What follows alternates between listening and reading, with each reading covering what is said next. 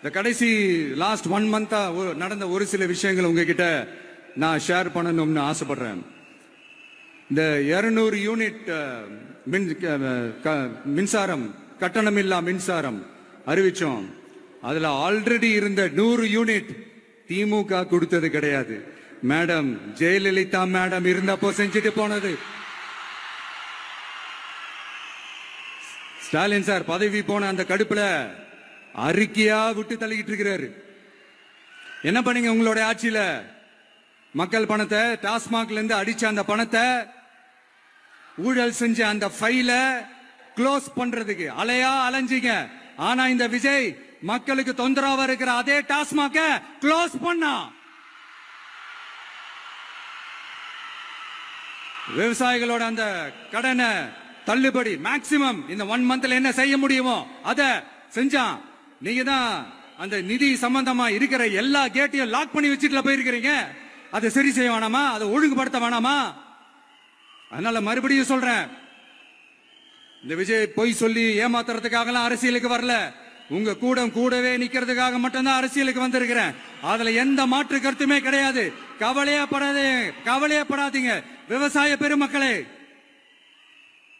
அடுத்து இந்த சட்டம் ஒழுங்கு அது சரியில்லை இது சரியில்லைன்னு சொல்லி திமுகவும் மற்றும் பலரும் மாறி மாறி கூவுறீங்க. நான் ஒண்ணு கேட்கிறேன், இந்த மாடல் அரசுன்னு சொல்றீங்களே, அதுல என்ன செஞ்சு வச்சுட்டு போயிருக்கீங்க? ஒரு ஊரு விடாம ஒரு தெரு விடாம போதை பொருள் கலாச்சாரம் அப்படியே ஸ்ப்ரெட் ஆகி கொட்டி கிடக்குது. அது அப்பவே இனிஷியல் ஸ்டேஜ் அதை நீங்க கண்ட்ரோல் பண்ணிருந்தீங்கன்னா இத்தனை பெண்களை இழக்க வேண்டிய ஒரு சூழ்நிலை ஏற்பட்டிருக்குமா? எல்லாத்தையும் பண்ணிட்டு பழிய தூக்கி ஏன் மேல போடுறாங்க.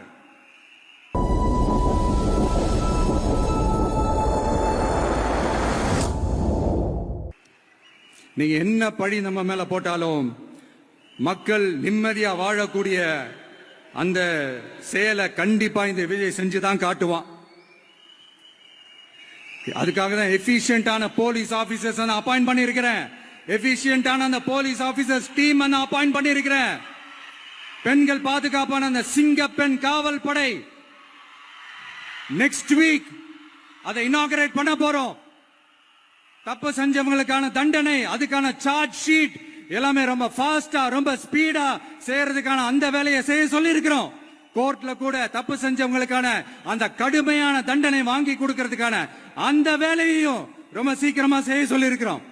அதனால நீங்க என்ன பழி நம்ம மேல போட்டாலும் உண்மையா உறுதியா மக்களுக்கு தேவையான எல்லா விஷயங்களையும் இந்த விஜய் செஞ்சு தான் காட்டுவான்.